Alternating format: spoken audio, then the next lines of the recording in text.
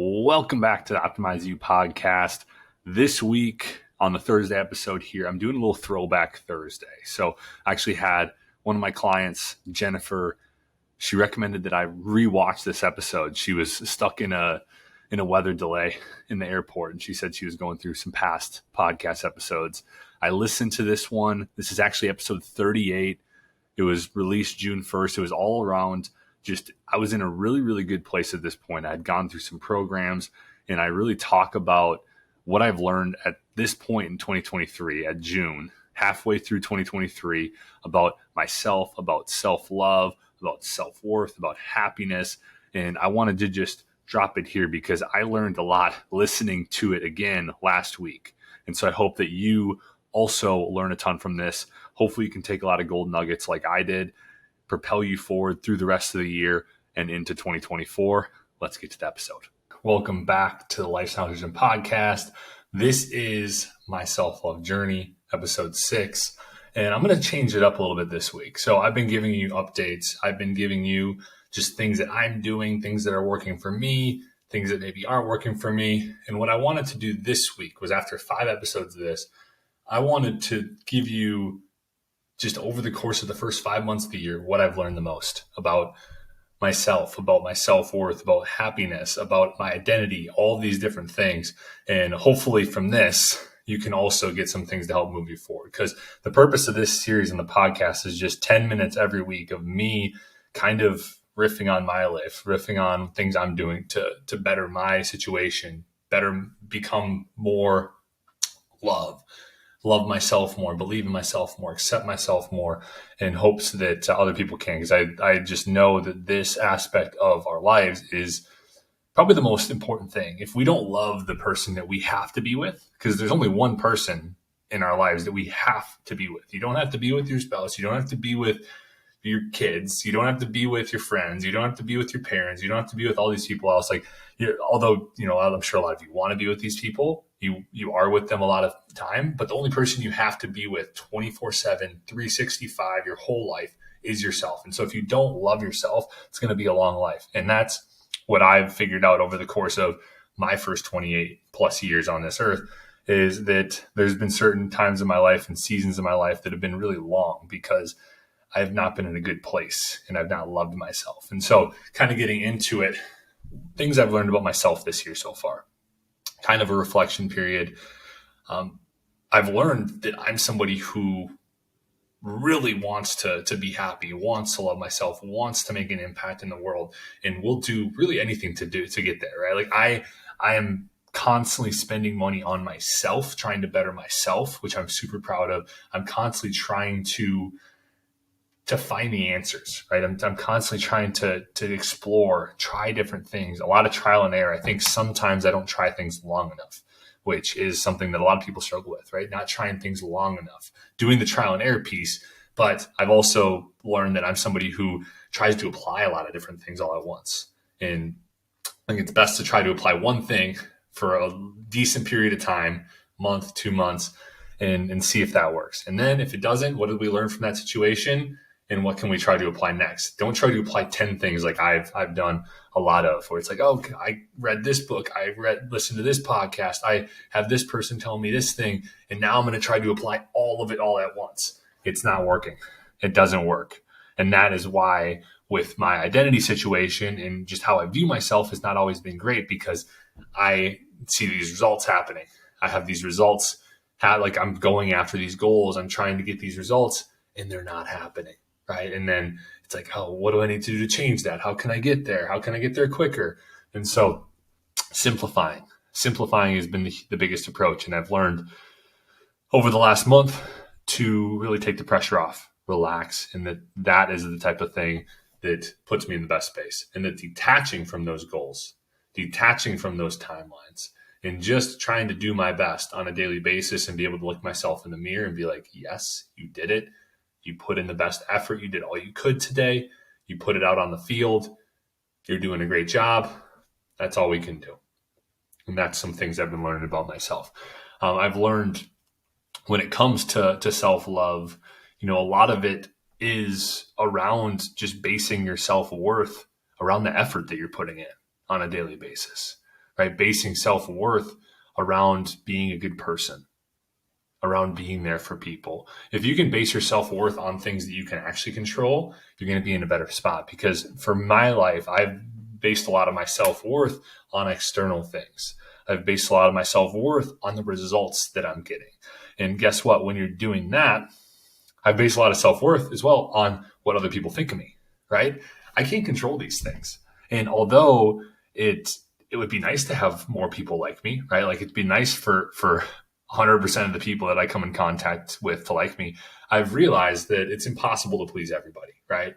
And this is something I'm greatly working towards, is to really not care at all about what other people think of me, not care at all about the judgment I'm going to get, and just care about being a good person, doing what I can to move towards my dream, doing what I can to impact more lives, doing what I can to reach these goals, and just be able to love what I'm doing. Because if I love myself, if I like myself, if I like what I'm doing, I love the effort I'm putting in, I'm a good person, I'm making an impact, I'm doing what I can on a daily basis to move the needle forward towards my dreams and impact that I want in this world, that's all I can do. And so I'm really trying to take that self-worth from the results, from these other people, and I'm trying to put it back within myself. And so I've tried to develop this mantra, which is around just that my self-worth, power, and authority comes from inside. Because when it comes from inside, when we base our self-worth internally, then we are going to get a lot better results, because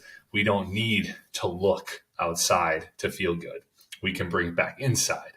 And also that brings me to happiness, right? I've always been somebody who has tried to be happy. And I think a lot of the things that I've done have been because I've wanted more happiness and I've wanted to feel better on a daily basis. And I've had this almost, even though I know it's unrealistic, I've had almost this expectation that there is a possibility out there of just every day being happy, every day being bliss, every day just loving life. And what I've realized is you just wake up some days and you just feel off, right? You don't feel like yourself. You feel a little bit different, and that's perfectly all right. But I think that for me, what I've realized about happiness is that it's always been external as well, right? Self-worth has always been external. Happiness has always been something that I thought I had to do things. I had to please people. I had to drink alcohol. I had to do drugs. I had to do this and that, and all of these different things that weren't inside me. And so what I've done is I've tried to forget that external stuff and look for the answers inside, or listen for the answers, because I think we do have the answers. It's just a matter of a lot of us look outside for those answers when they're right inside of us. We sit with ourselves in silence. We go on a walk by ourselves. We remember, I've had some dreams recently that have given me some cool answers about my life.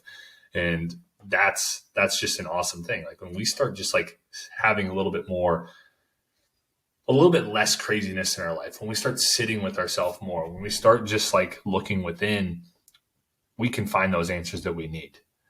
But it takes that silence. It takes that slowing down aspect to do that. And so I've realized happiness is not out there. It's right in here.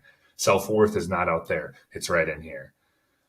And all of these things, a lot of the things come down to ourself. And I think that a lot of us are scared to sit with ourselves long enough to find these answers that we need to be our best selves and to love ourselves and to really be able to validate ourselves, because it's easy to look outside for validation.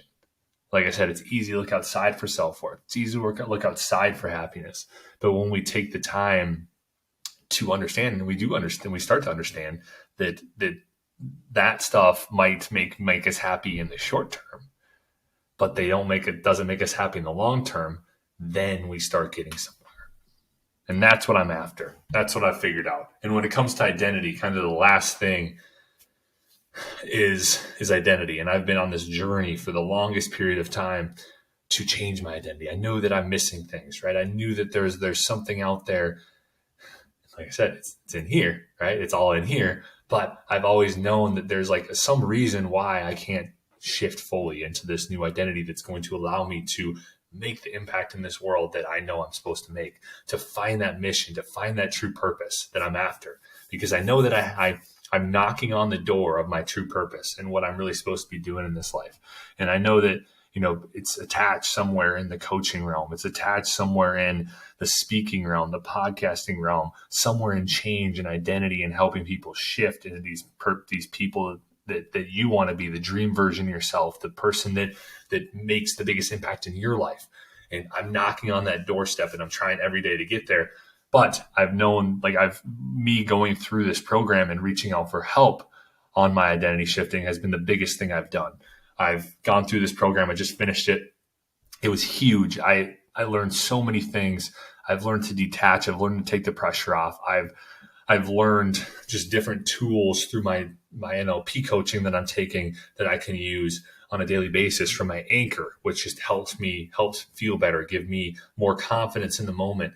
Another thing is just like my mantra that I've been using to remind myself that all of this stuff comes from within, that self-worth, that power, that authority that we all want. It comes from inside. We got to stop looking outside. If we can have it, if we can be peace, if we can be happiness, if we can be bliss, if we can be love, right? That is when we start to be our best versions of ourselves. And so kind of comes down to being the change you want to make, right? It's, if you are the change, it's a lot easier. And that's why I've been on this journey of identity shifting.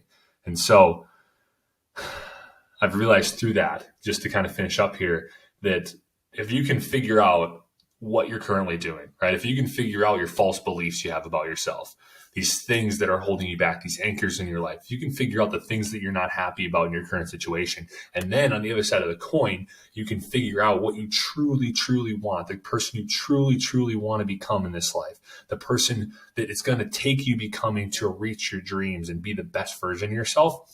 That is the first step in identity change. And then from there, we have to just constantly push forward and constantly just work on and have these tools within our toolbox, which I'll continue to talk about over the course of these self-love journey episodes.